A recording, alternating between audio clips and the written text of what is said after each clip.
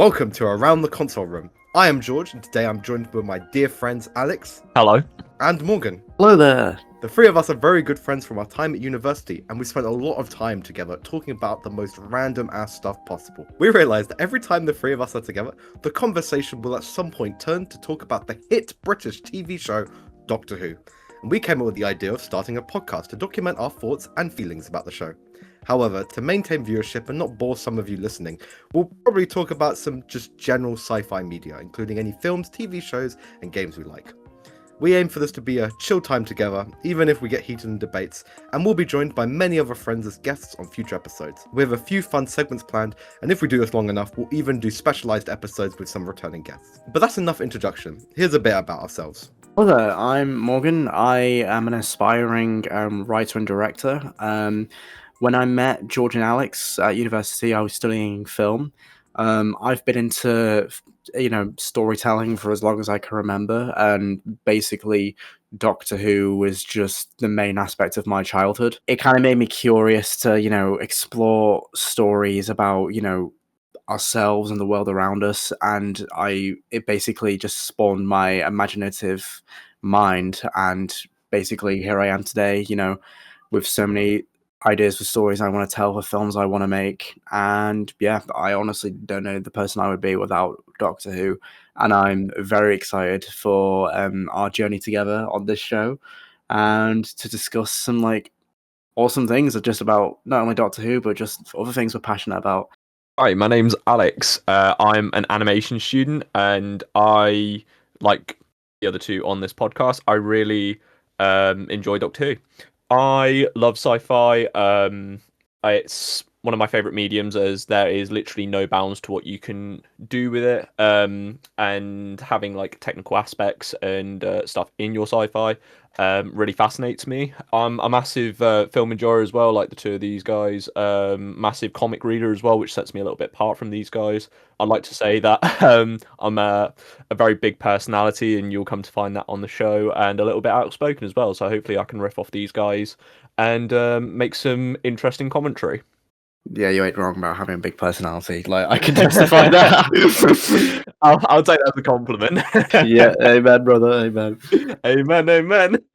And I am George. I'm a computer scientist, and unlike these guys, I have no aspirations to pursue film or anything like that as a career.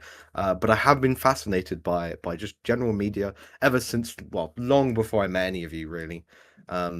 And meeting just these guys and many of the other people that hopefully will be on the future episodes has just made things worse for me. We are not sorry. I'm in too deep now, so there's no going back. Yep. Yeah. You're stuck with us now. Yeah, sadly, I have no choice in the matter. You said you had no aspirations. It clearly seems like you don't have any aspirations for new friends. Wow. We're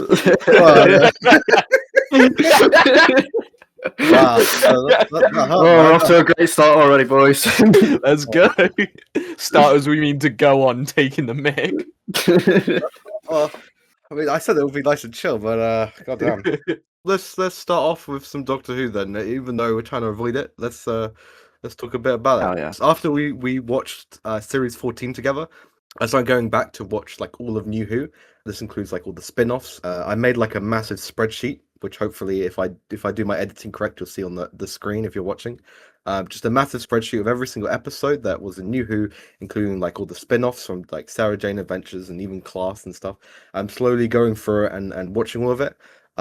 Alex at some point joined me, probably not for the same reasons I did. But we're kind of just going through this together at our own pace. And we've just finished. I think you're a bit further ahead, but I just finished series 18, not the Christmas special. But I got some thoughts about it. I mean, you say, Alex, that you didn't like it, you thought it's ass, right? There's a couple of things I would like to say before we get onto the topic. When George says series 14, he means the latest Shooting Outward era. Because no, the first one he did, the first series he did. Yeah. And then we that would be series 2 of Gatwa's era, and then we went back and watched all of New Who. I'd clarify that we did not go back and watch William Hartnell and started doing it from there. Yeah, classic. That's next. That's later. That's next. That's next. Yeah. That's next. So you said series, was it series 8 that Yeah, we this is Peter Capaldi's first series. Yeah. Yes. So I really didn't like this series, if I'm quite honest. I think that there's so many Yeah. really terrible episodes in series 8, unfortunately. I think Into the Dalek is it's trying to be something more than it actually is. Time Heist is big and blown out, and it thinks it's smarter than it actually is. The Caretaker is just really weird. It's not like there's like nothing of value. Like, I think Listen is probably one of the best Doctor Who episodes, best written ones. Mummy on the Orient Yeah, Express I is a agree. massive, like, oh, I'm trying to think of the words now. It's just a really beginner friendly episode, even though you have to know about like everything that's going on with Clara and why she's leaving. Yeah, It is just, you know, yeah. take that out. Flatline is another really good one, and even the finale holds up, which doesn't happen often for Peter Capaldi finales, and the Christmas special was also quite fun. You I haven't mentioned watched Flatline there. You mentioned Flatline, and like interesting fun fact, everyone who's listening. One of my shooters at uni was actually one of the cinematographer for that episode. Oh, you're yes. joking? No, yeah, I'm being serious. Oh, I mean, like, I think Flatline might be the best one of the whole series, really. Probably, yeah. And even though that, like you said, that Alex, that there's a Murder on the Orient Express is a good introduction one. Like, even all the good introduction ones have some link to what's already happened before, and I think that just that if you got to give it to well, you say it's an episode that you'll give to someone who's never seen the show, right? yes, yeah. I think that like having those extra bits to tie to other episodes gives like the viewer at least something to still be interested in the overline story, and those who've never seen the show are more interested in trying to find out what that whole thing was as well. I Yes. mean, I kind of like that there's like even throughout the series 8 there's like the bits with Missy, and it adds a bit of this mystique in what is this finale leading up to, you know?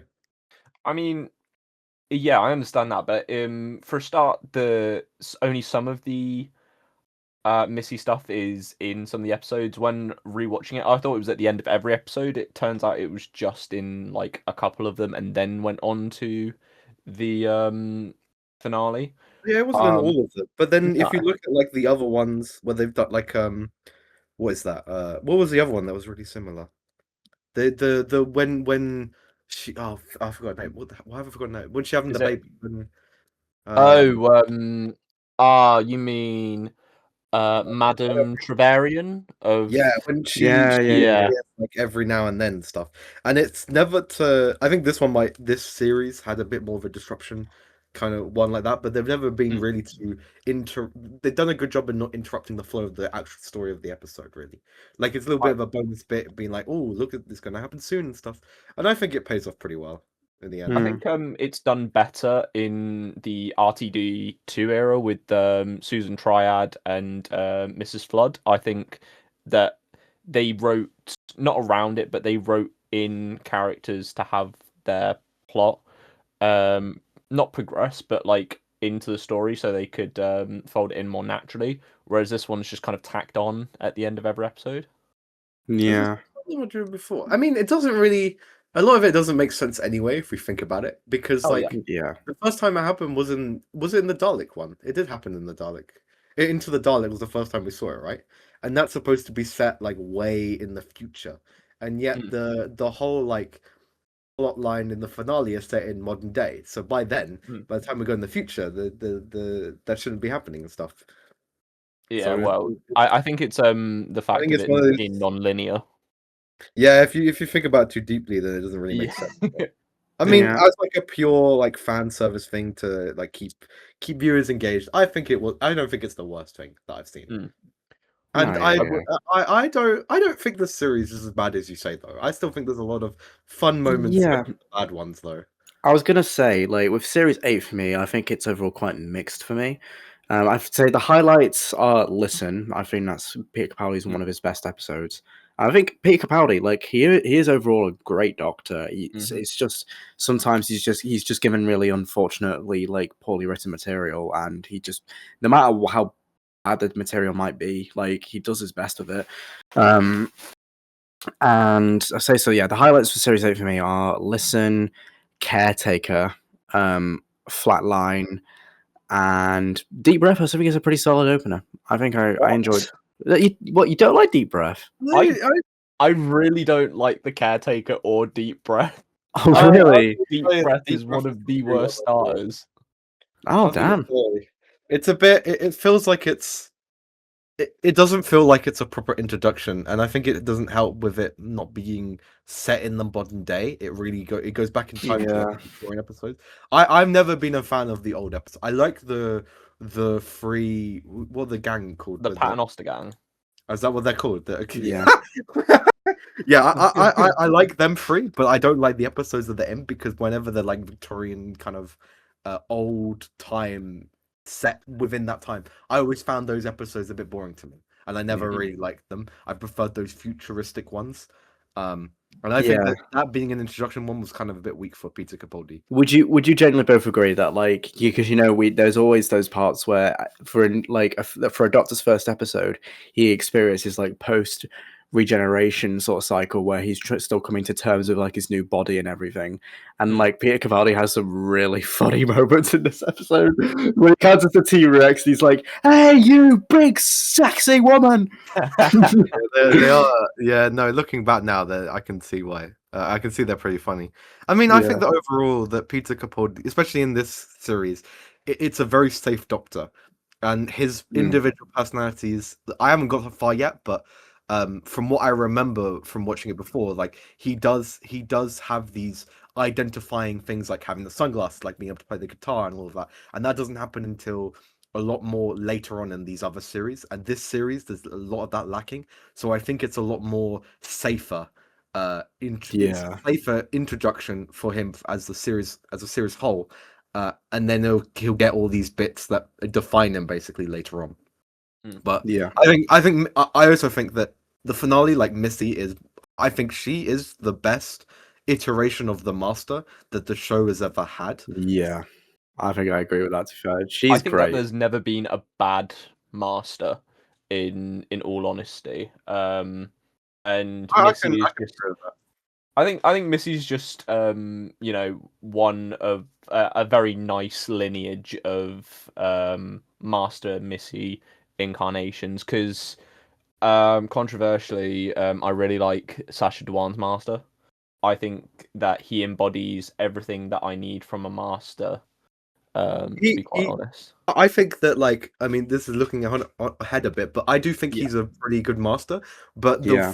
the way he's written is really bad because, like, Yeah. what I'm looking for, there's a lot of things that I'm looking forward to when, when I was rewatching all of this, and what I'm still looking forward to, is all these character arcs. And I think Missy's character arc is also a really good one, from her being like pure evil in this finale, and then she's trying to like somewhat redeem herself, and she does, from what I remember, she does redeem herself by the end of Peter Capaldi's era, and then it's just all like almost written off immediately, like 2 seasons later when the Spy Master is introduced, and it feels like all of that is kind of just like, well, what was the point of all of that? He's now back to being just super evil, rather than her redeeming herself and then like essentially dying or regenerating or whatever.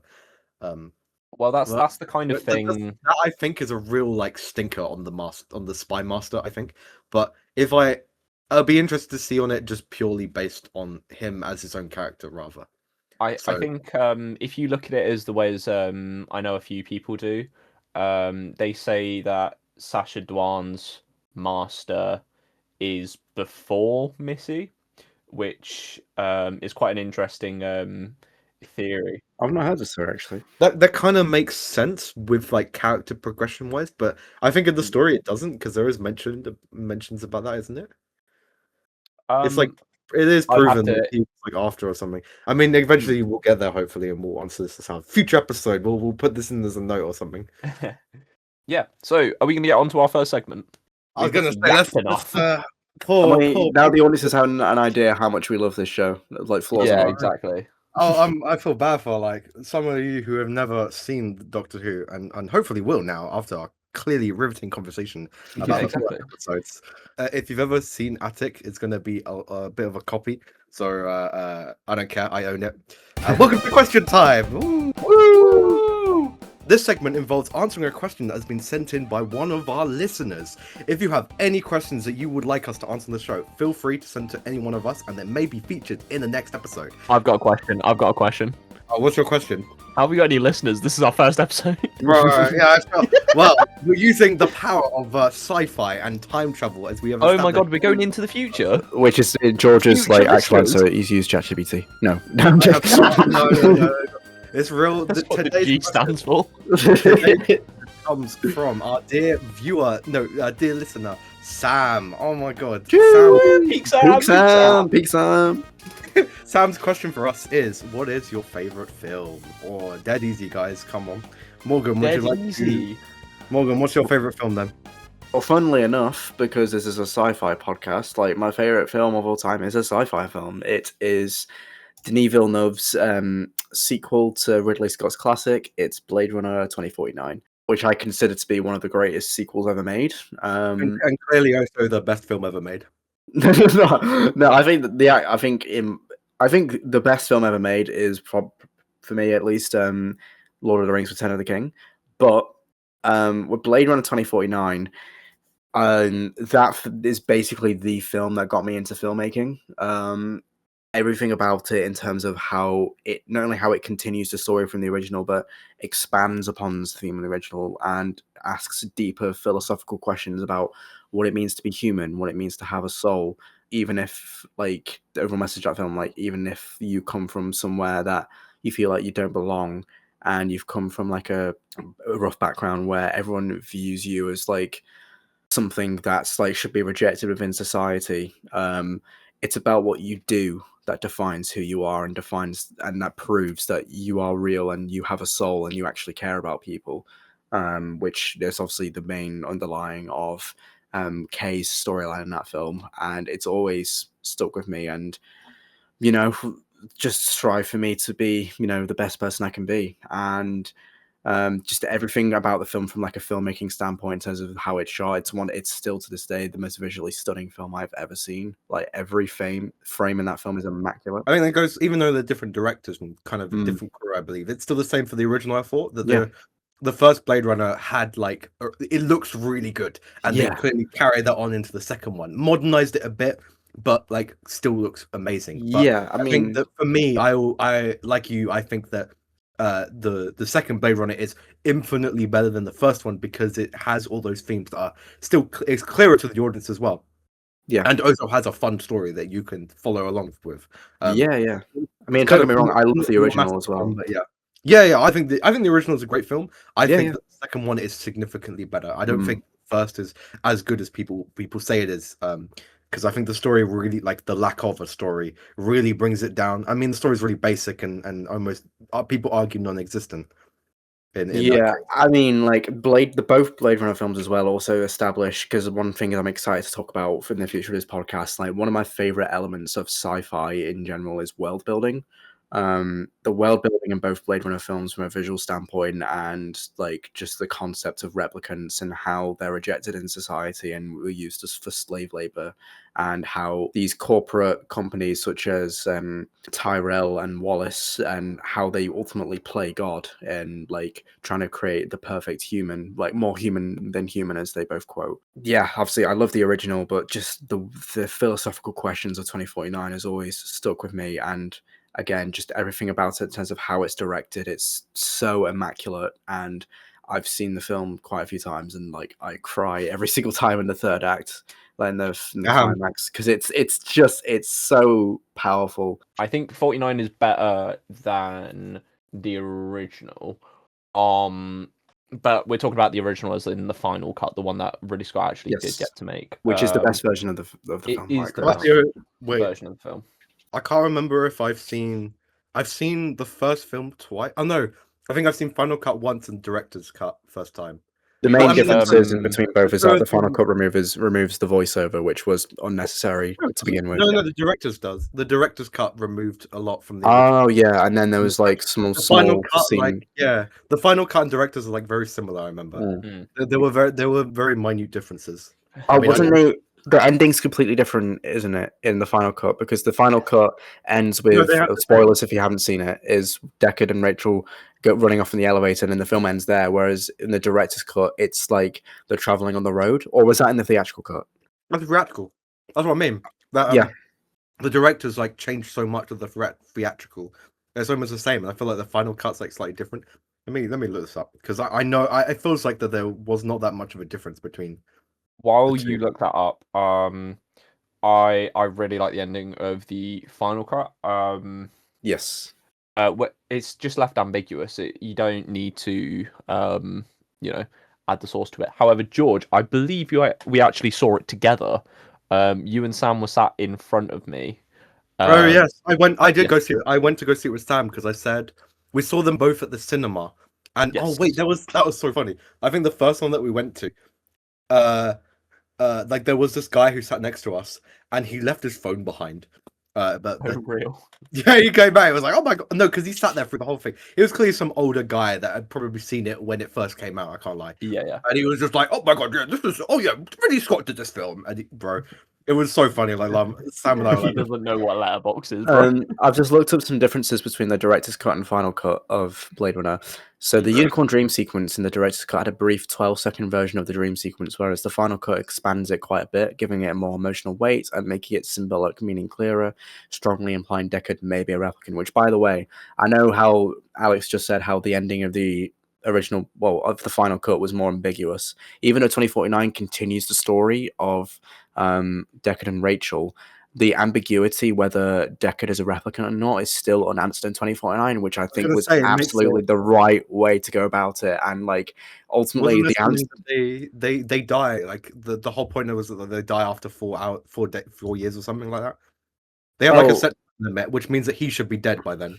But he's not. And there's also like Deckard could very much be like the newer version model of the replicants, because Rachel, I believe, She was not. She had like an extended lifespan, whereas Deckard may have that as a replicant. But what 2049 ultimately says is like it does not matter what the answer is, whether he's human or replicant. What Deckard says himself is, "I know what's real," and that's what matters. And that is so profound and beautiful. So yeah. All right, moving on. My wait, do you want to say anything, Alex? No, I think Blade Runner 2049 is a very good pick for best film. It's by one of the best working directors today, being Denis Villeneuve, and acted. Say again, sorry. No, I was about to like fully like go on a rant about it, but then I realized that the 49 was something else. Sorry, carry on. And then it's Ryan Gosling. Always nice to see him in something, as someone who's watched some of his lesser known films. And Harrison Ford. It's it's one of the only things I've seen him in the last like 10 years, other than Brave New World. Let's not get into that. That's a future episode. Harrison Ford is my favorite actor as well. So is he? Yeah.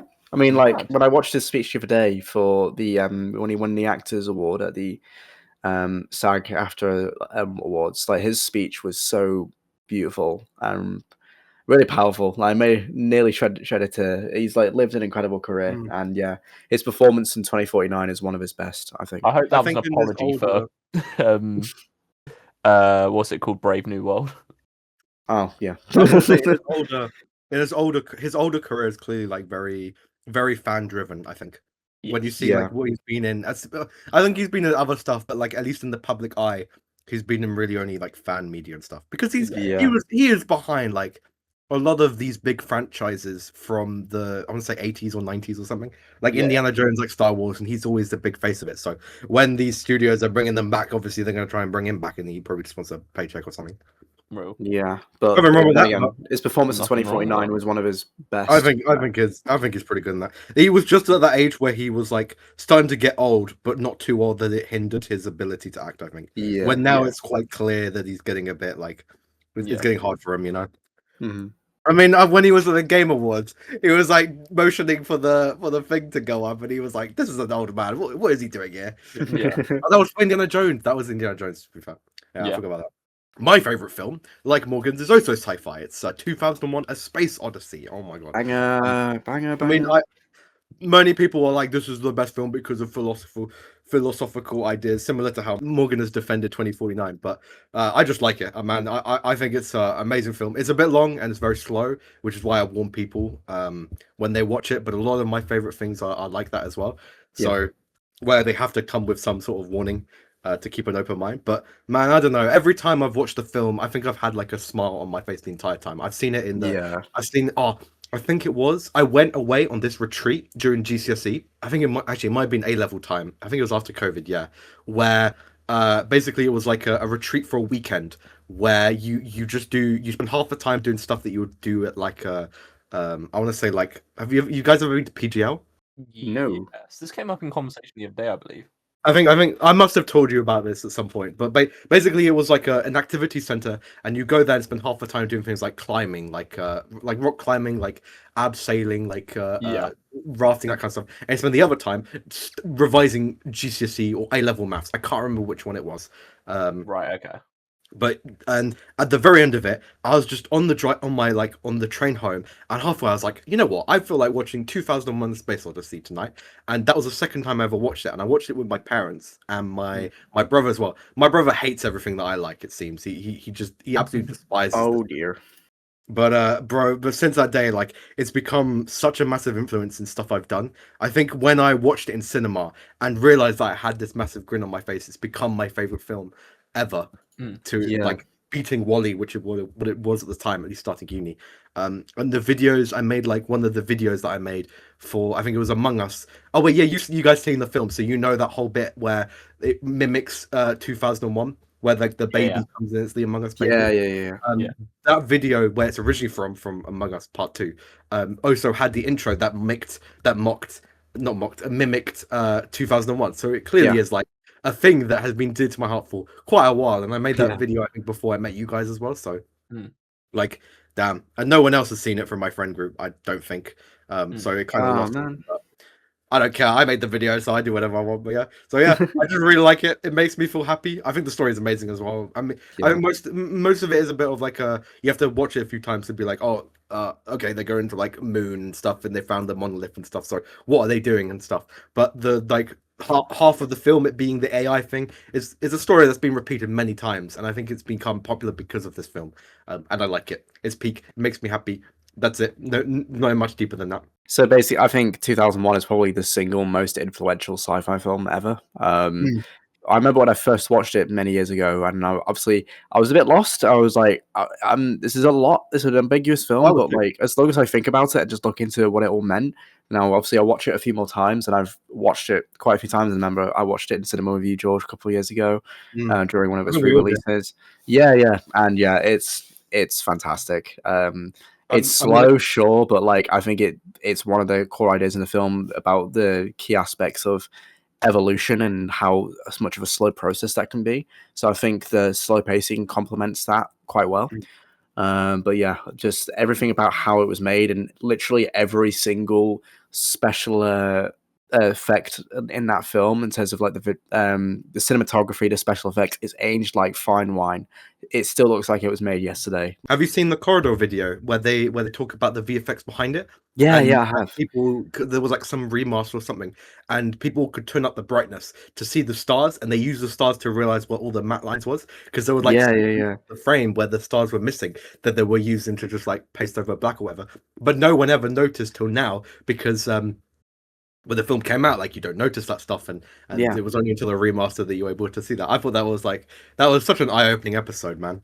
Yeah. I mean, it still just shows how like even if you turn up like the brightness and contrast in the shot and able to see things that are hidden, like the 4K remaster is still great, and obviously takes advantage of like the high quality of 65mm film, which was one of the highest image qualities of of the film formats.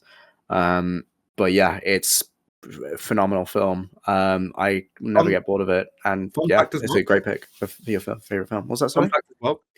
This film was actually a test for Kubrick to make sure that he can like make the moon perfect, because when he went to direct the faking of the moon landing, Oh my god! they made it like Stop! Shut up!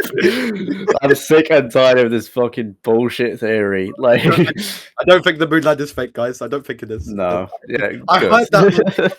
I heard someone say that, and I was like, "That's such an interesting theory. Shame it's not true." Fun fact: when I got my 4K player, it was the first film that I wanted to watch on it. I've always said that if I was gonna, Did you watch it on it? You wanted yes, to? I did, yeah. Okay, I was gonna say. Because I got the Kubrick collection when we all went up to Oh yeah. Morgan, All right. and yeah, it was absolutely stunning picture. Yeah. On that, the first time I actually watched it, I remember like not really liking it. You were with us. You watched it in the I cinema. was. It was part of the sci-fi season at Cineworld. I mean, I knew it was like a really good film by that point. It was one of my favorite films, just not the favorite.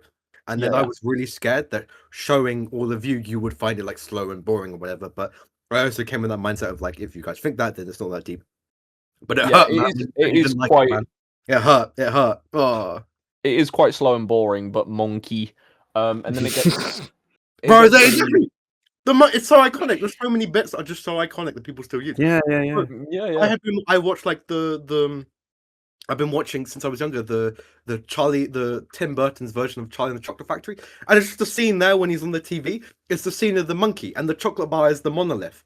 And I was like, that's so funny. Like what? And there's also the peak, honestly. Oh my God. There's also the apes scene that's literally a direct reference to 2001 in Everything Everywhere All at Once, where they all have the hot dog fingers. Oh, I hadn't watched that. I hadn't watched Everything Everywhere All at Once for so long until it came on the cinema, and I was like, this is perfect to go see it. And I went with Jack. I think this was when I was in first year as well. This is this was very early on then. When I saw it, I was holding in such a big pee. Like I really was bursting, and at some point I was like, I need to go, and I went. And when I came back, that's like the bit I had missed was that scene. So I didn't realize it was there until on the walk home did I like look it up to see what I missed. In all honesty, I'm thankful that was a scene I missed, because for the overall story, it wasn't like that important. But yeah, anyway, it was just a funny gag, like yeah, exactly. But I always like, oh my god, that's a 2001 Space Odyssey reference. Like, oh my god, bro, have you ever played Elite Dangerous? There's like it's basically like a space sim, but the music that plays when you go, like, you can automatically dock with a space station, and the music that plays is the Blue Danube, which is a reference to 2001, and that's been in like since the first game from like 1980 something, as like an 8-bit version, bro. Peak, honestly. Anyway, Alex, what's your favorite film? I hope, like the rest of us, it's also sci-fi. Unfortunately, it's not really sci-fi, to be quite honest. Shame. I know. And now you're out of the podcast, mate. Sorry. Bye bye. Yeah. I mean, I can change it if you want, but no. Just hear me out, right?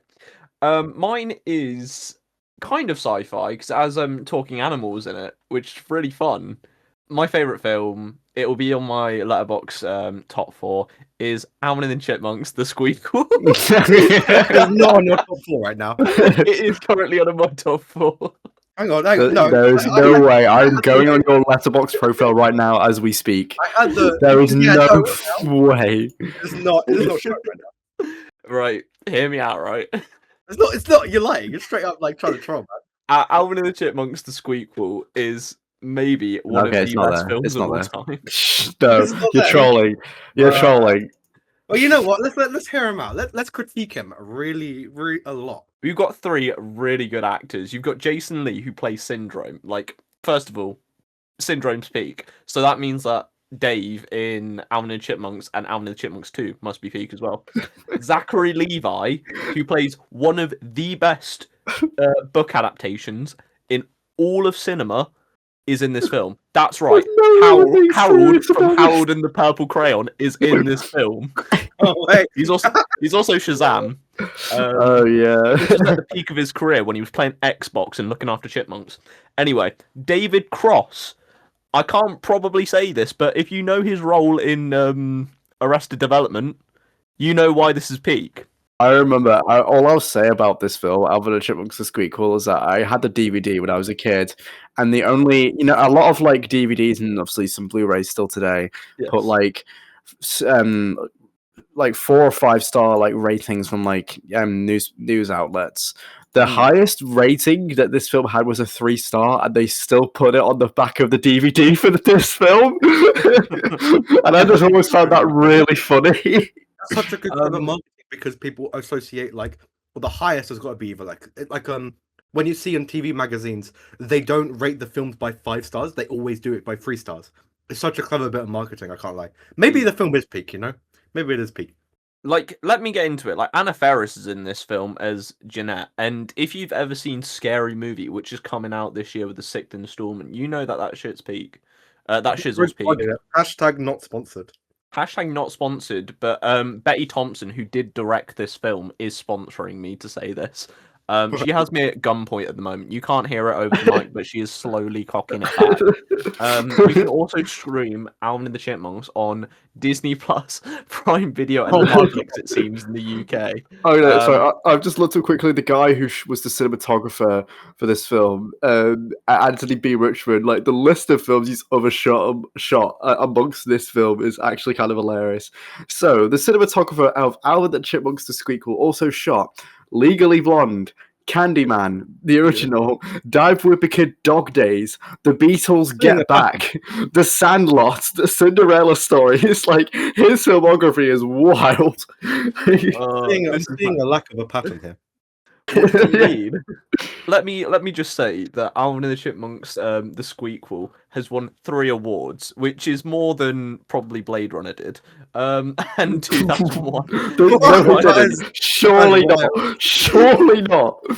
My film probably came up before awards were a thing, so I don't think you can attest that. I'm looking this up right now.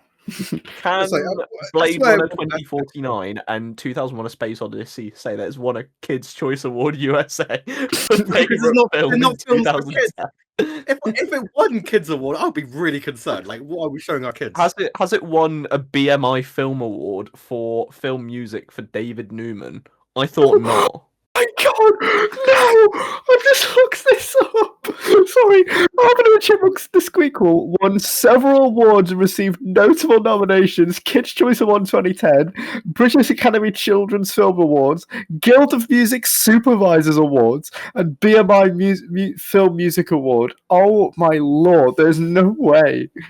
So yeah, I don't think either of your films can say that they've done that. Well, there we go. On a serious note, what's your actual favourite film?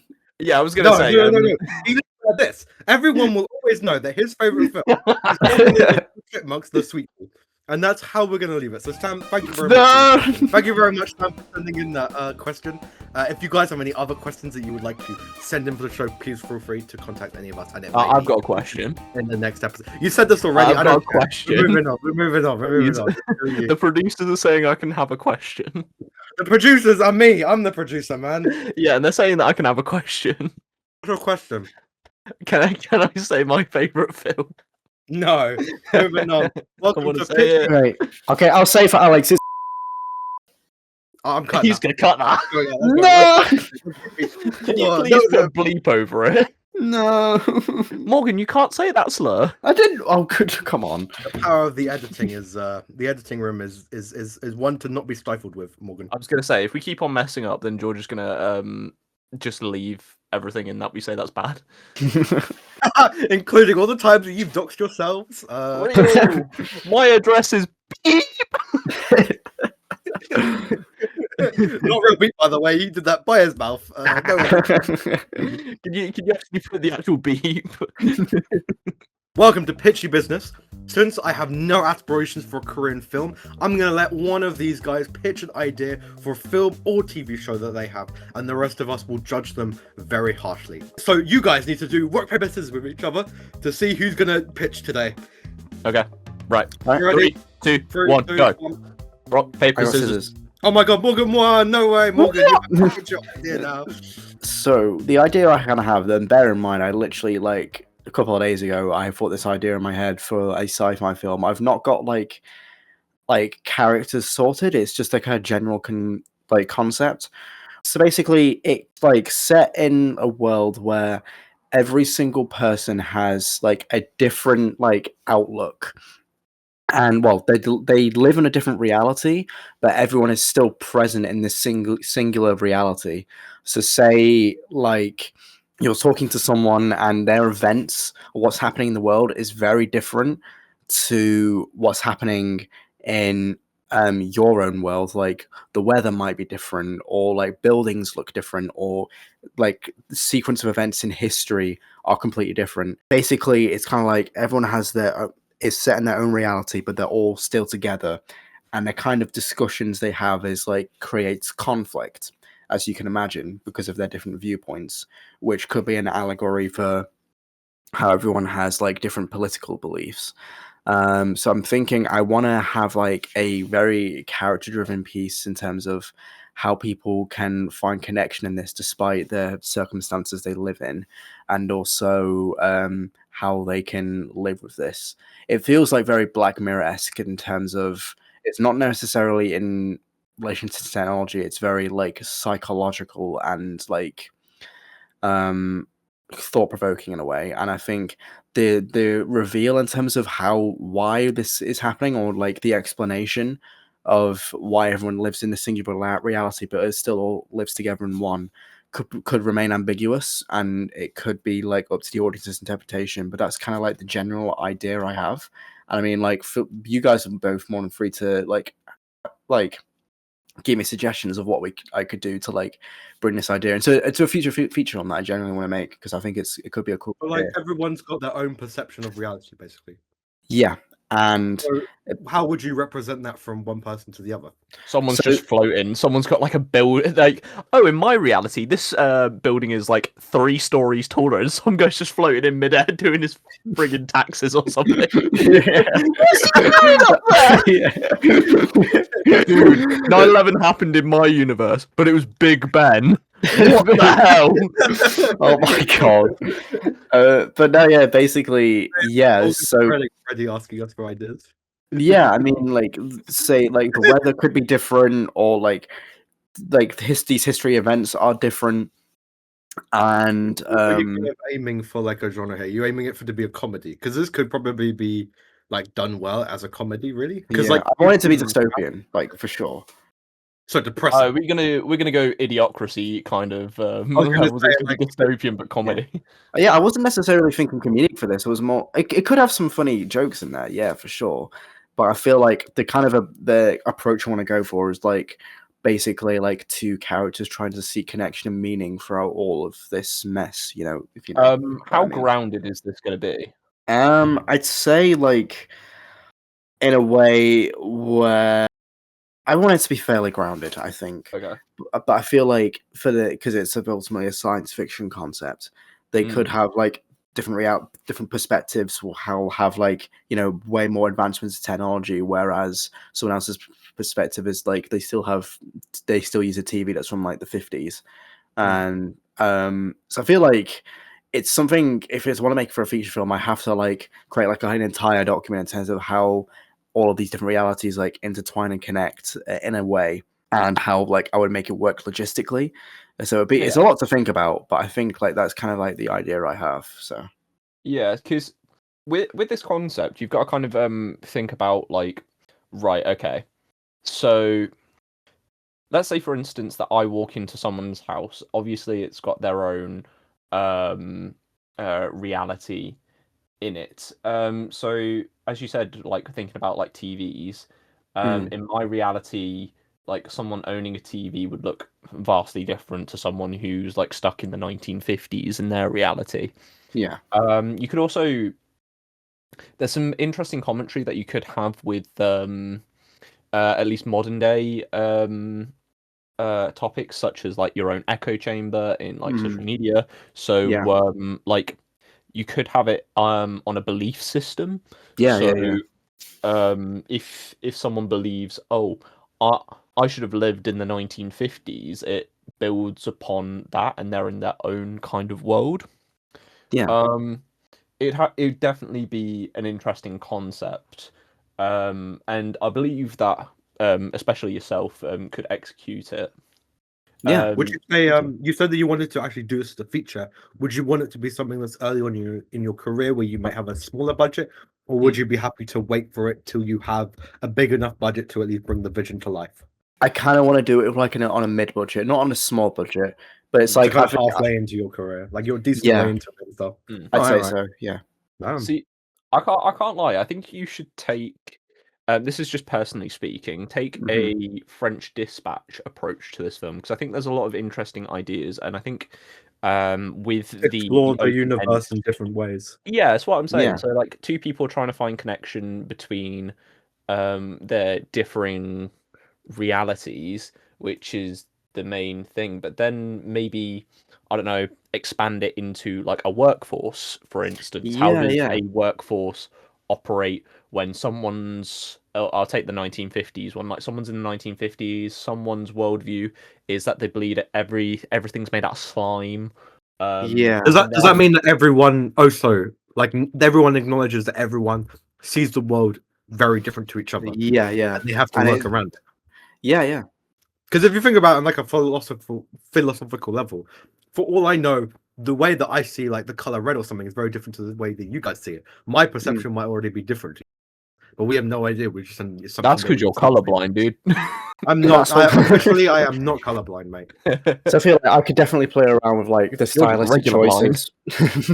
I could definitely feel like I could play around with like the stylistic choices as being like when two people are talking to one another, like perspective from this person is that there's the realities in black and white, whereas the perspective from someone else is that like it's in color, but it's very saturated and like bombastic in sort of like a Wes Anderson way. So yeah, I think I could definitely play around with like the stylistic choices into.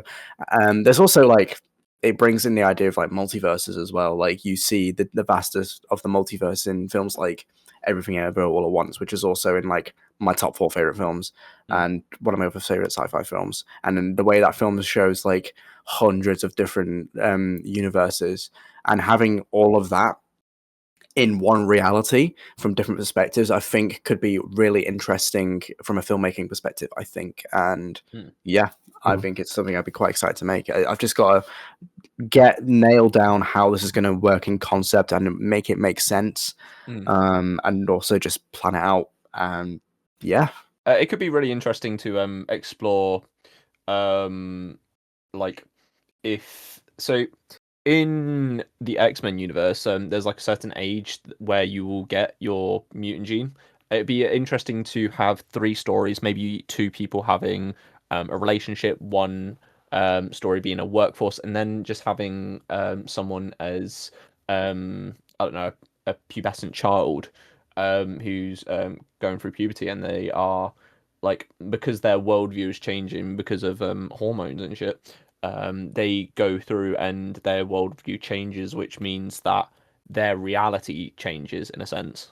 Yeah, and it'd be interesting to think about how like the kind of the world of order in terms of like governments, the police, and like could they could they be like the government be the reason in terms of why this is kind of the way the life is in the film, like what's the cause of this? I think even though I mentioned before it could be ambiguous, I think there could be interesting avenues I could explore in terms of like this might be an experiment by the government, maybe. I don't know, maybe the government there's lots of different ways I could explore it, and it's interesting.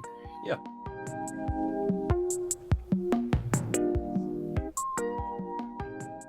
So, this is a segment called Court Ranking. We are going to be ranking a single topic on a tier maker, which we'll then publish after the podcast.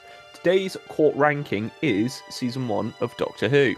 Oh, no. Excellent stuff. I know. Let's go.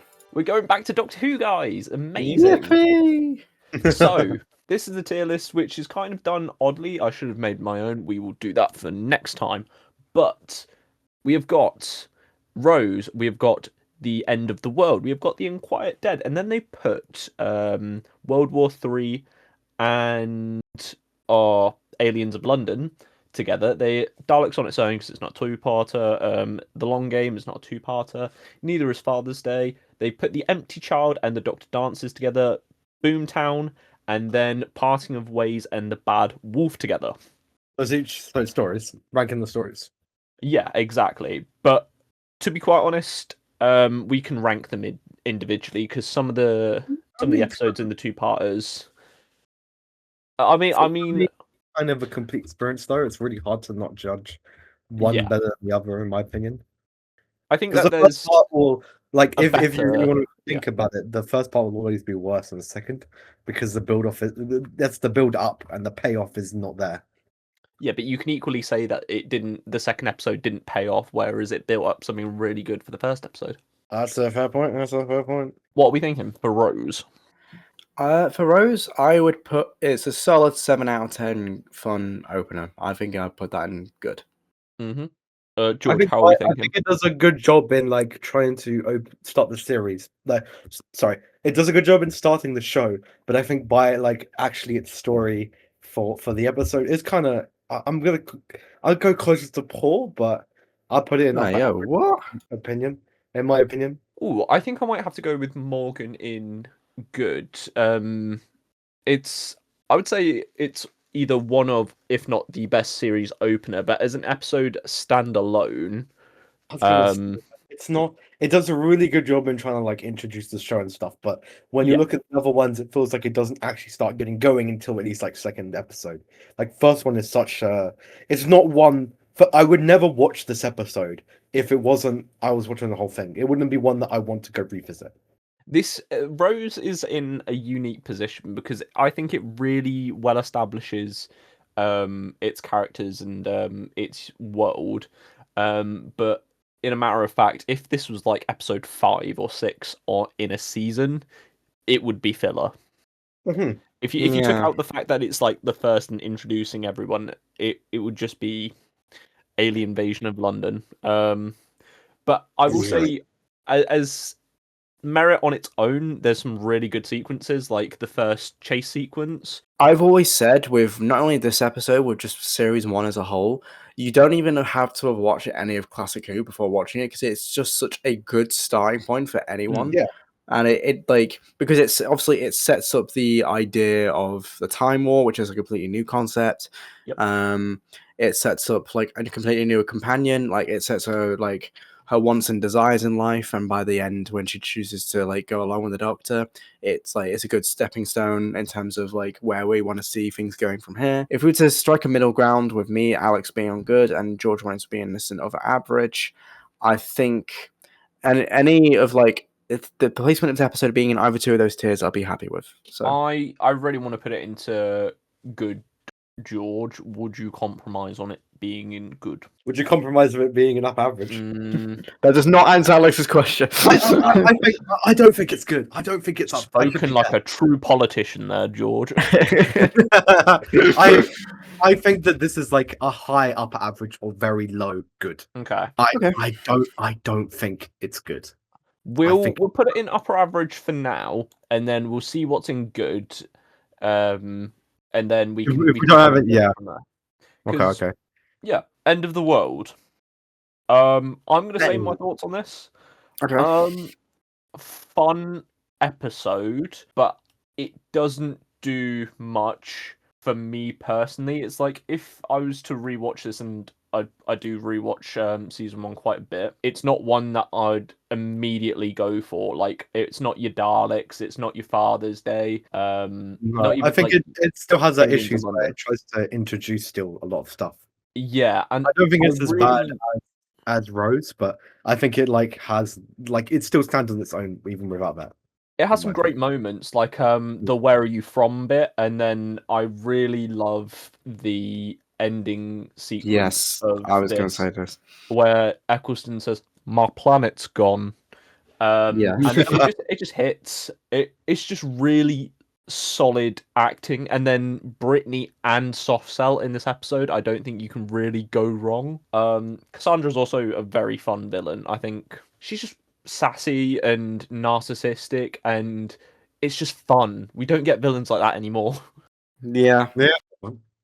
I also help like it also adds to, but going back to a bit of the setup, like it also establishes to the audience like this is now the format of the show. This is how it's going to be going forward, where you're going to have a story and we're going to like establish some few things that's going to be important later on, but then like essentially by the end of this episode you're probably going to be done. Like this is a complete story, you know. Yeah, Okay, I mean, I think. Correction absolutely. me before. This was the episode that actually first brought up the Time War, not Rose. Sorry, because like the Time War I isn't was mentioned gonna say, until the ending of this yeah. episode. If I was But Rose, that would be way too much, I think. Or Um, but I think okay. So my thoughts on this episode is that like from a character standpoint, it's fantastic. Purely Nice. hell yeah, Hell yeah! a real knee slapper. Because of like the character moments in this episode when the Doctor Sonics Rose's phone, so she can call her mum from a different time and different. Obviously, she's in space, and it still works. This brings back this sense of groundedness because what I love not only about series one but just the Russell T Davis's first era as a whole is that it balances the domesticated characters and domesticated settings with the sci-fi stuff perfectly to therefore still tell these stories of like these characters that you find extremely relatable. But the individual moments in this episode, with that moment where the Rose sort of has a go at the Doctor, being like, "Hang on, you've just done this to my phone," and it feels, and also the Doctor tells her like, "Oh yeah, the TARDIS like translates alien language in English for you." It's like, "Hang on, you've done this. Like you've let the TARDIS enter my mind and like do this without my permission." It creates a bit of conflicts there. They still find some sort of resolution because of like Rose's intrigue of like the adventure, you know. And then, like as Alex said, the ending of this episode is like not only the best episode of this episode, it's like the iconic as best, well. yeah, not only like the best scene of the episode, but one of the best scenes in like the series. Like the way it's shot from like how they're stood in the middle of this busy London street and like everything around them is like out of focus. It kind of like you're focused entirely on the characters in this moment as they talk about, the Doctor, his grief with the Time Lords and like the loss of his planet and how devastating and traumatic it was for him. And then Rose grounds him being like, "You've got me. Do you want to go get some chips?" It's such a real, just beautiful moment of humanity that is like incredible character writing. From a character perspective, this episode is great. From a plot perspective, not so much. It's a good murder mystery. Yeah, it's just. I think it has a lot more going for it than Rose did. So I'm happy to put in good.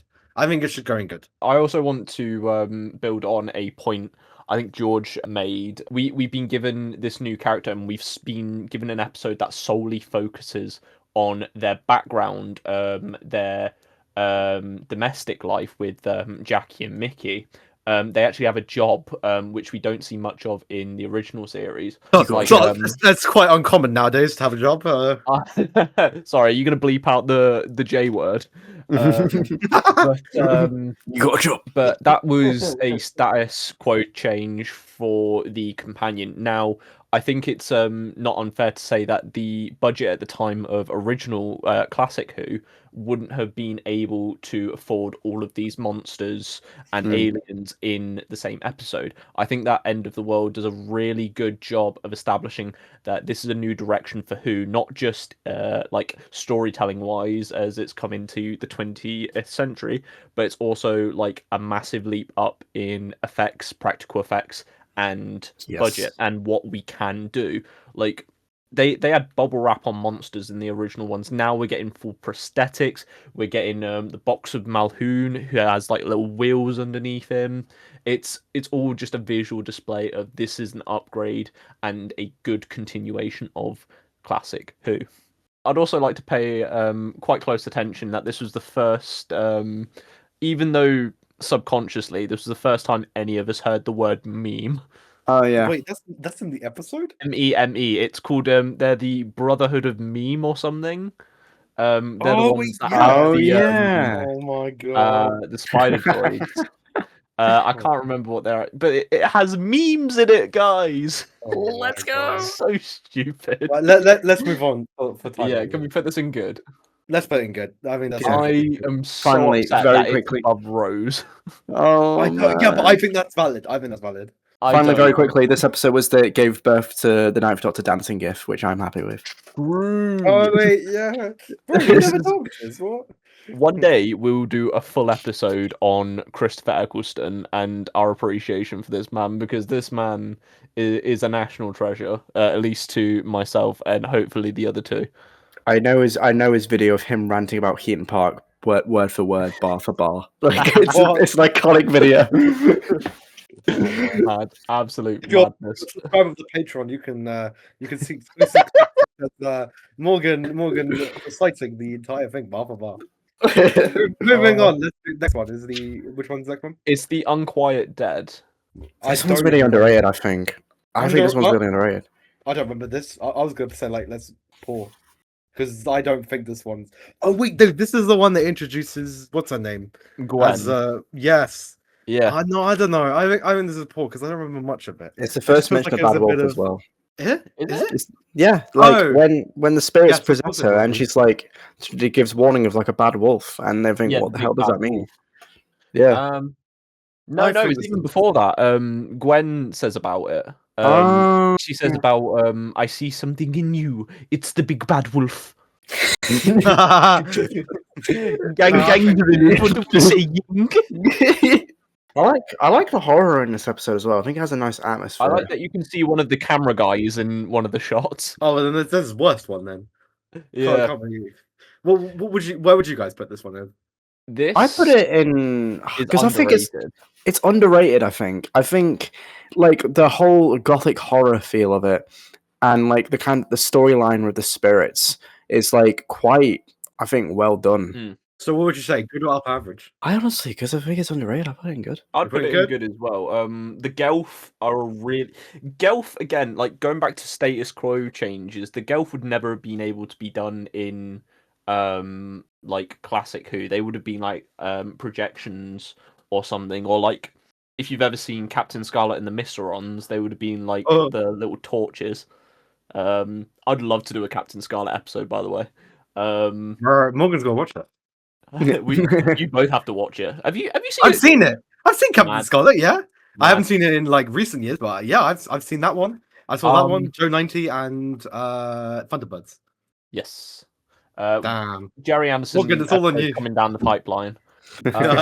We'll talk about the Thunderbirds movie as well, because that's peak. Oh, bro, if that's one of the recce missions, that'll be hilarious. That is a recce mission. I also think that Charles Dickens in this episode is like really well cast. I love Simon Callow. Yeah. I think it is Simon Callow. I'll fact check that in a minute. What do you mean by fan? And what was do you resemble someone that keeps someone cool? No, I mean fanatic. Like I'm your biggest fanatic. It's well written. Oh yeah, and it's like, except that script, it was well written. I thought you said you were my fan. Oh, if you can't take criticism, just shut up. Okay, maybe this goes up. I'm fine with upper. It's a really well written. It almost like it's almost a Moffat episode with how many jokes really land. Like Moffat's jokes in Russell's era were like peak jokes. I don't remember. I think I would personally put it lower because I don't remember much of this one. And not being impressed by it, but this is one that I always skipped as a child because it was too scary for me. But as an adult, it's still too scary for me. But I still Alex is really quivering in his boots to think about the episode at the moment. I will say as well for this series as well, there is a lot of great horror in it. I don't think we've seen that enough in Doctor Who since. Like we've now got Space Babies, which peak horror. Oh, that's scary. What do you mean?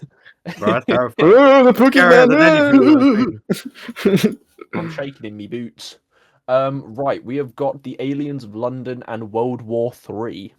Yeah, I mean, okay, I like the Slovene. I think obviously the jokes have yes, obviously fart jokes can get tiresome, but I think you said fart jokes. It's going in best boy. No,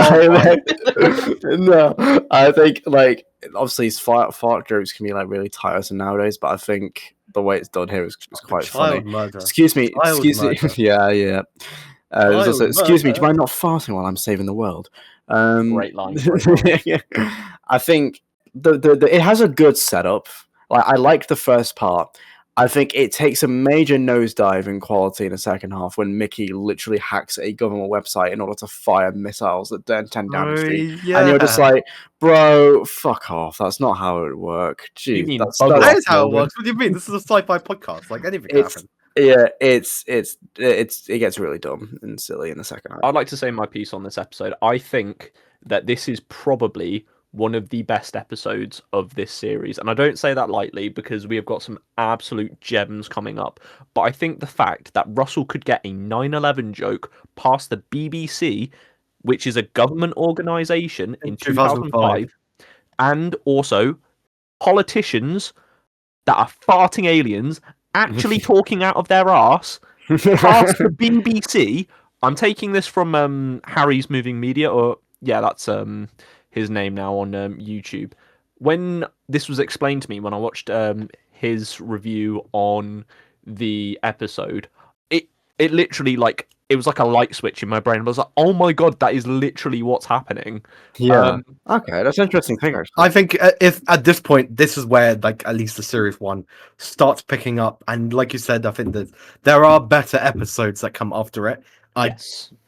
So I hesitate to put it best. I think it's high good, like the highest and good. Yes. I'd also say this does set up this episode specifically, Rose, yes, and End of the World maybe with Cassandra, but I think this episode in particular sets up a lot of things going even past series 1. So you've got Harriet Jones, you've got everything to do with the aliens, because in this episode it opens up aliens to the wider universe. Again, I'm bashing on about status quo changes, but this doesn't happen in classic Who.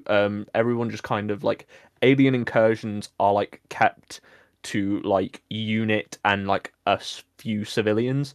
This sends aliens international. Yeah. Shall we say high good? Shall we say high good? I really want to put this in high good. Shall we do that? Let's do that. Yes. Let's do that. Okay. I mean, yeah. I won't put it there until you say yes, Morgan. I still think towards the end of a two-parter, it kind of throws a little bit of logic out the window. Morgan, can I convince you with one quote from the second part? It's him. It's the thing. It's the Quickie. I was literally just about to say it as well. Let's do high good. Let's do high good and let's move on. I want to say high good. Next one is Dalek. It's Dalek. I think this goes best. I mean, I don't know. Yeah, there's no debate on this. I don't think there's any debate about it, but we can have a little bit of a talk about it. No, let's move on. It's a straight up, it's a straight up masterpiece and showcases the Doctor's true hatred for the Daleks, and therefore as the episode goes on, and reintroduces the most iconic villain in the whole show. Yeah, and intertwines them in the Time War really well, and also showcasing how much the Doctor has been consumed by his hate, and therefore almost loses his kind of morality towards the end when he's when the Rose ultimately convinces him of being this Dalek is a lost soul, and has been through as much trauma as you have as well. And also when the Dalek script says to him, you would make a good Dalek. This is a major turning point and self-realization from the Doctor being oh fuck, what have I become here? Rid the universe of your filth. Why don't you just die? Yeah, you would make a good Dalek. He's just stood there stunned. Yeah, no, honestly, the writing in this episode is absolutely masterful. Love it. I absolutely agree. No more notes. Okay, next one, The Long Game. I think that this one's. I think this might be the lower average. It established well the TV station, which become very important later on, but it does a better. I think the TV station is better utilized. Is it actually a TV station at that point, or is it just a normal space station? I think it's just it's a news station. And then they find out in the finale that it's the same station or something, don't they? Yes, they do. Yeah. I think that this one's probably I think it's a low average. I mean, it does some things in continuing from Dalek because they had that guy that came in, and it kind of shows that you can't bring anyone into the TARDIS because they may abuse that power of being able to go back and go in forward in time and all that. But I mean, the rest of it is kind of a bit unforgettable, and I think I think low average. I think this episode does give one of my lesser liked qualities to 9, which is him being very standoffish with other blokes, which is kind of just a weird character trait, especially around Rose. And I think I think it's warranted because normally the Doctor is like the focal point of Rose's tension, and it being taken away is taking him down a notch ego-wise. So it's not like a terrible character trait. I just don't like it personally. This also is like, why did you use Simon Pegg in this role? Next time, Yeah, get he someone might be a else. little. I was gonna say Yeah. he's a little bit wasted here, but Yeah, I mean, he's a good actor. He's a great actor actually. And he always does his best no matter what material he's given. his role was all right, but it was just a bit forgettable on all of it. Really, most of it feels like a filler, especially looking back at like it helped establish the space station, which is then later used. That's kind of its only role in this episode. Because like the space station as a location is handled really well in the finale. But in terms of this episode, like not a lot happens. I think. also, this has another reference to the face of Bo in it. Yeah. This is like, I know why this episode exists is because the guy, I can't remember the character's name, but the guy from Dalek who comes in this episode, he's literally supposed to be the contrast of Captain Jack. Right, I see. And then Captain Jack, because that's why the Doctor like initially is like, I'm not really sure with this guy because like the last guy he wasn't great. Like why should I trust the extra guy and stuff? And that creates a bit of the conflict that is only helped by this episode. So I think a lot of this is just filler to set this stuff up. And I think it's also the fact that he goes ahead with that surgery when he snaps his fingers. You see the front part of his brain open up, and the fact it doesn't really do anything with the plot. It's just used for a gag because like the Doctor and Rose keep it's also a reason to pick him up and stuff. Yeah, it's the reason to keep snapping his fingers and joking around, and then there's the ending where like his mum clicks his fingers and seeing his brain open up, and it feels like it's used for like a gag and doesn't really add much to the plot. Wasn't there a line or something that said like unit fixed him or something? Yeah, and so I think like his character as well is just annoying. So like, thank God they got rid of him. But like, if you're just gonna have if you're gonna have an annoying character and get rid of him, like, well, then what's the point of this? Again, I just think he only existed to contrast Captain Jack. I don't think Captain Jack would have been as strong of a character, especially the conflict that he had with the Doctor, if not for this character. I think it also, I think as well as establishing that this is why Captain Jack is a good fit for the TARDIS team, it shows Rose in a better light as well, because Rose can be like obnoxious and irrational at times. However, it's never to Adam's extent, because I completely forgot what his name was. But yeah, I think that's also to show to the audience how good Rose is. And if they were going to go with the original plan for this season, there would have been even more reason for this episode to exist, basically. Yeah, I think low average then. I want to say low average. Are we in agreement?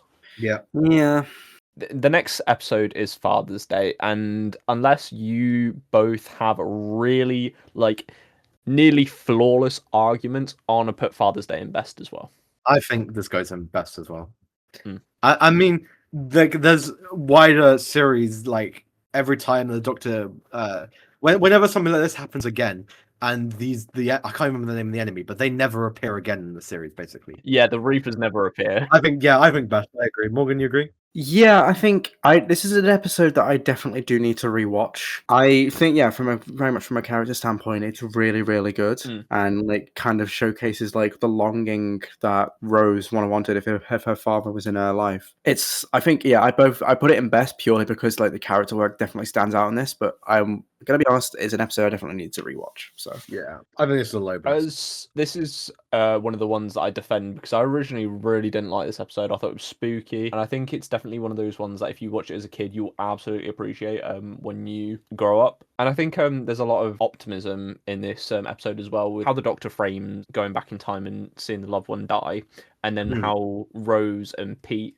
frame how he's dying or how he's going to die as being the luckiest man alive as he sees his grown-up daughter. I especially like the monologue of Eccleston with the bride and groom saying that he could never have a life like that, which is just a heartbreaking line, I can't lie. This lonely god, as he is as he's known as, walks time and space, never being able to enjoy the simple mundanity of getting a kebab in a taxi home. And it's heartbreaking to see him not be able to have that. And then that's even referenced in season 3 with Human Nature and Family of Blood. Also, I really like the line of Jackie saying, "Oh, in a crisis, cling to the nearest blonde." Very funny. I love Jackie. Jackie Tyler of the week. I was gonna say there's a whole thing dedicated, isn't there? We love Jackie and her slickeen. Jackie is like. All right, next one is We're top loading best here. I think this is again really good. Empty Child and Dr. Dances, isn't it? Yes, Empty Child and Doctor Dancers. I think we can all unanimously agree that this also belongs in best. Yep. I think this is better than Father's Day though, but I don't think it's as Yeah. good as Dalek. Ooh. Oh, okay. I think it's better than don't Dalek. know. I mean, I'm seeing like, oh man, there's just some elements that I'm like, that doesn't fully hit as hard as Dalek does. Like, there's great character development, but not as good as Dalek. Like, come on. I think Dalek and Father's Day is better than both the Doctor Dancers and the Empty Child. No, yeah, I mean, Empty Child and Dr. Dancers are like. It was when Stephen Moffat first wrote some Oh, yes, he televised did write episodes of this Doctor Who. Yeah, yeah. Do you think that this story is better or worse than Father's Day? I think it's better than Father's Day. Do you think it's better than Dalek? I think Dalek is slightly better. I think that's it. That's decided. I will concede. I will concede. I There you think go. with You've Empty been Child and outvoted, Doctor mate. Dancers, like it's kind of nails the horror aspects of the show. Oh yeah. Sure. Yeah, like the whole concept of the empty child and like the way it's executed is really eerie and terrifying. I think the World War II setting with the Blitz going on in London, with the fear of that as well as the fear of this entity, about how both of these things intertwine is handled really well. When the Doctor asks, "What happens when he touches you?" "Oh no, it doesn't matter." No. Answer me. What happens when she touches you? You make it like him, and what is it? What's like him? He's empty. Just those lines alone is just That's the name really... of the episode. It just hits, man, in terms of how eerie it all is. Yeah, maybe some of the effects might have aged not as well, but like the way it's done is like quite. It's like some of the first time. Well, not the first time, but it's like when Doctor Who dives into body horror a little bit. That's when it's like, oh, okay, yeah, this is really cool. But yeah, Empty Child, Doctor Dancers, great two-parter. Love it. All right, next one, Boomtown. I didn't even get to say anything. Bro, we're gonna be here for ages. Go on, then. And what? This is a great episode. This is a great pair of episodes. Again, right, this is our rose of the. You can put this in the Patreon one if you really don't want to. Oh yeah. So Patrons get exclusive access to exclusive clips made just for them. You can Alex's subscribe. opinions are Patreon only. You would do that as well. Oh yeah, for sure. I gotta make money somehow. Come on, you'll get some bit of a cut as well. Like, I'm getting pennies. penny, that's a bit generous. A penny. I'm getting paid a penny an hour for this episode. I'm getting a guinea for these episodes. Guinea. Go on then, say your piece. Thank you for the permission on my podcast. Right, it's my podcast too. Kill this guy. I think a very underrated part of this episode, this is a joke by the way, is Everybody Lives. This is one of the ones that I couldn't watch as a child, again, because it was too scary, but through me skipping it, it still holds up as a really fun episode. I think the body horror genuinely is terrifying, and I think leaving it till like the last minute when they couldn't like save it any longer builds up the tension and all of that, and it actually is like truly terrifying. Yeah. Right, moving on. We're in Boomtown, baby. Boomtown. I think Boom, I don't think boom, this is boom. best, but I think this is a good episode. I think it has great character development. It like slows down a bit before the finale. I think this is good. Yeah. I think it's better than Aliens of London as well. That was so in depth. Oh my god. I mean, shit, does it need to be in depth? I always take the view as like I am a normal viewer. I clearly did not study the art of film the same way you guys did. So I'm trying to come from like a normal perspective, and just thinking about it, like this is a great episode, and it does what it needs to, and it just like that's it. It sets up some character development, and then the finale happens, and then it's amazing. So like I think this is good. Hell yeah. With me, Boomtown, I think my favorite part of the episode is the dynamics between the TARDIS team when Jack initially tries to take over and give directions and objectives to everyone, and the Doctor goes, "Excuse me, who's in charge here?" "Yes, sorry, waiting for orders." But yeah, it improves on the characters a bit, and it shows them, it gives them a bit of a light, the time of day, to be able to show who they're about as well. On its own, and obviously this episode's not great because of that. But if you look at it like widely as the whole series, and a lot of these episodes like these, you appreciate that they've at least taken the times to help these characters grow. I think the comedic scenes between the Doctor and Margaret are fucking great in this episode. She's like, just tell her the Doctor wants to see her. Just the Doctor. The guy comes back. She's up to her eyes and ears in paperwork at the moment. She's climbing out the window, isn't she? Yes, she is. Right. And then they chase after her. They catch up, and then like when she's teleporting away, and then using the Sonic to zap her back. It's so amazing, like visual comedy. She's like, "Oh, what did I ever do to you? You tried to kill me and this entire planet. Apart from that." Yeah, they have the comedy on point in this episode. It's not in a sense where like, oh, it's detracting from the overall season or anything. It's all quite well rounded. It's all like tongue in cheek. Yeah, I think Boomtown's a fun episode. I like it. Yeah, Boomtown, good episode, and also great lead-in. I would also like to mention Mickey, biggest cuck in this episode. Yeah, I think this is good. I think this is Boomtown in best. no. I think this is No, good. just pretty good. Best, the highest good. I think the highest good. I don't think it's the highest good. Damn. Really? Where I would you think put it? I don't. I mean, you're hovering over upper average right now. Just put it in good. Just bish bash bosh, do it. There we go. Bish bash bosh. Right. All right, final two-parter. Here we go. So it's Bad Wolf and The Parting of the Ways. Next to series 4, it's the best finale that Russell's done. Yeah, but like compared to all these other episodes, man, I think it's a.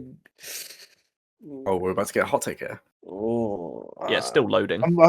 I'm just thinking because I'm like replaying it back in my memory, and I'm like, essentially at the start, it's a bit of a mock of all of these different game shows and stuff with like the murderous twist, and then when you get into the real bit of, wait, do we already know by this point the Daleks are going to be in it? No. We don't. I think it That's reveals it at the end of only- the episodes, I think. That's at the end of part 1, I think. Yeah. Yes. Man, I don't know. I think this is like Boomtown, where it should be the highest good. No, I think these two disagree. parts It are should be both being best. I think in terms of like from a character standpoint, when the Doctor is like questioned in terms of whether he actually would go ahead and activate this bomb or whether he actually should do it or not, it's a really like great turning point, and he has to make a decision, and he calls himself a coward. Like it's a great scene, isn't it? Oh, I think it's good. It's such a great scene because this is the Doctor just after. Obviously, we get it in subsequent seasons that he did have a very similar device in the Time War. Him being a coward any day after literally killing 2 billion children, you can understand why he doesn't push the button or, slam down the liver. Yeah. Lever. Liver. Also, I think all of these episodes leading up to this, it's quite frankly amazing. It's what a TV finale should do. The foresight that Russell had when making this and crafting it, because I do believe this was crafted rather than produced, was just sensational. Like, obviously, we had Bad Wolf. Bad Wolf came back, and then is the whole reason why Rose came back. Yeah. So you would say so we agree best then. But where in best? I think do you think it's better than Father's Day? Yes. I think better than Father's Day, yeah. Do we say it's better than Empty Child? Yes. Yeah. I strongly believe this is better than Dalek. Oh, I don't think it can be beat. I think because these two stories are like so good, and I think Dalek is just ever so slightly above quality. I think. I disagree. I mean, also, okay. We're it's what the Daleks... Daleks agreeing that it's not better than Dalek. Is that correct? Is that fair to say more? Yeah. So Alex believes that it should be. I think that means that it just goes below Dalek then, or on par. But we have to put it somewhere, so we'll say just below then. You've been outvoted, mate. Really don't want to concede. Like that whole last speech where he says, "I'm going to get you back." But then it's a great moment. But Dalek is great as well. Like it has those moments as well. But sorry, mate. Put it below. Do it. We've done it. Are we happy with all of the choices? I'm not, I'd but say so. Obviously, I'll concede. I mean, here's the I'm thing: happy. everyone's going to be unhappy here. Like, this is kind of what we've agreed to together, and I'm happy based on the conversations that we've had together. Cool beans. However, if you want to hear our individual opinions, please visit the Patreon, where you can see specialized episodes made just for you. we have our own echo chambers where we just talk to ourselves and say why we think. Oh, guys, what do you think? Oh, wait, we're not on the episode yet. I don't think that if we do the other season rankings, if we run out of things to rank or whatever, I mean, it'll be fun to revisit this later on and see like if our opinions have changed or stuff. Yeah, we'll do it for like the anniversaries. Like I think it's like next week. 10th or the week episode. after. Next week is our anniversary. Our second anniversary. Week guys. anniversary.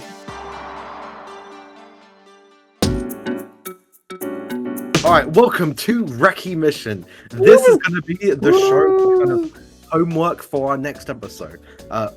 Obviously, in other episodes, this will be a bit different, but since this is our first one, we'll jump straight into the end of the segment, I guess. So, one of us will be randomly picked to recommend a film or TV show to the rest of us.